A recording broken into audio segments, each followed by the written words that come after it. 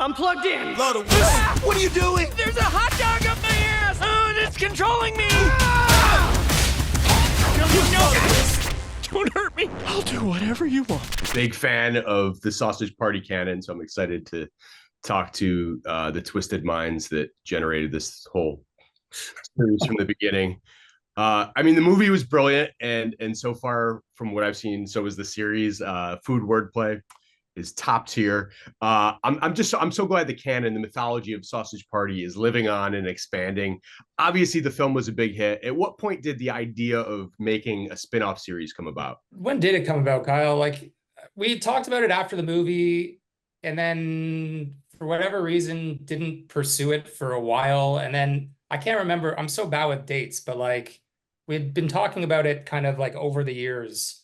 It was always on the back burner. And then I feel like once the pandemic hit, we were like, let's just do this. After the movie came out, we tried to like think about as a movie sequel and be like, what's another like self-contained thing? But as our ideas, we always knew that like, well, they're leaving the store, they're getting out there, and like the world out there has so many possibilities. We had so many ideas that it was like almost, I think that's where we stopped, like being like, I don't know if it can fit in a movie. And I think the TV show version definitely supports all of those ideas, and many of them are in there now. Even though we were talking about 4 years ago, or longer. So it started as a movie. There were too many ideas. That's how it evolved into a series, essentially. Yes. I'll share this comment I saw on YouTube if you guys haven't seen it. The first movie was a joke idea thought up when everyone was high on weed. The sequel must have been imagined when everyone took fentanyl.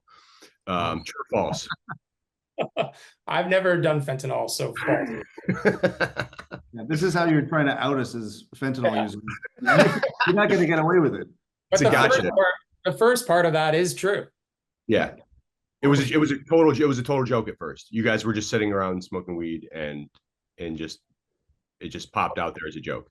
I mean, the original idea was Seth, Evan, and Jonah Hill. I have no idea whether they were all smoking weed or just some of them were, but I think it did start off as like a joke, just like what if we did a food Pixar movie?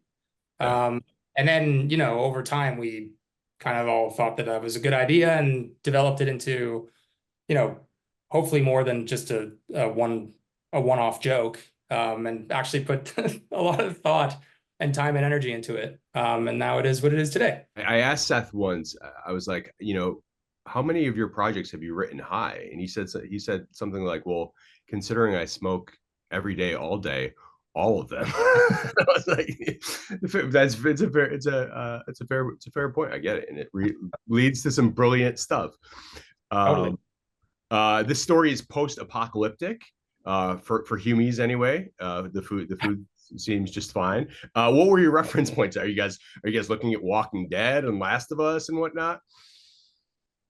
Yeah, I think those definitely were reference points, just in terms of living amongst the wreckage, and I mean, in large times, like the bodies of the people you defeated that they haven't cleaned up yet, and they're still just trying to live. You know, they don't have an emotional attachment to that stuff. Mm-hmm. But yeah, I think it's sort of they're building a society sort of out of the wreckage of that stuff and trying to create their little jewel. And sort of utopia, but ultimately that all is very difficult, and there's many failures along the way. The movie was like basically borderline NC-17, which was really impressive for an animated feature. Like, how was the idea always this, you know, even though you're moving distributors, you're just going from film to series, would you guys say this one is just as explicit? Was the idea always that you had to sort of match that same tone from the film? Pretty much. Yeah, I'd say so. I mean, there's definitely some moments, and it's not, you know, wall-to-wall NC-17 content, but there are certainly bits and pieces and moments, even in the series, where we kind of try to hit that same height and maybe even attempt to exceed it. Yeah, I would say, yeah, the movie Orgy was definitely a centerpiece that people talk about. If you say like, oh, I've seen that, oh yeah, that scene, my goodness. I mean, ultimately, that's tough to top that. but I dare say we might have done it in the series. Yeah, I mean, I was going to ask ahead of screening this if there, if there was going to be an orgy scene. I have seen some of the series, and I see that you guys made us wait like a whole 8 minutes for another. We wanted to get out of the way really fast. Are they going to? Oh yeah, they did. Yeah, yeah. It's fan service basically. You guys are giving the fans what they wanted in the very first episode. You read the Reddit posts and they said if this comes out, I need to see some more of that action, and we're giving the fans what they want.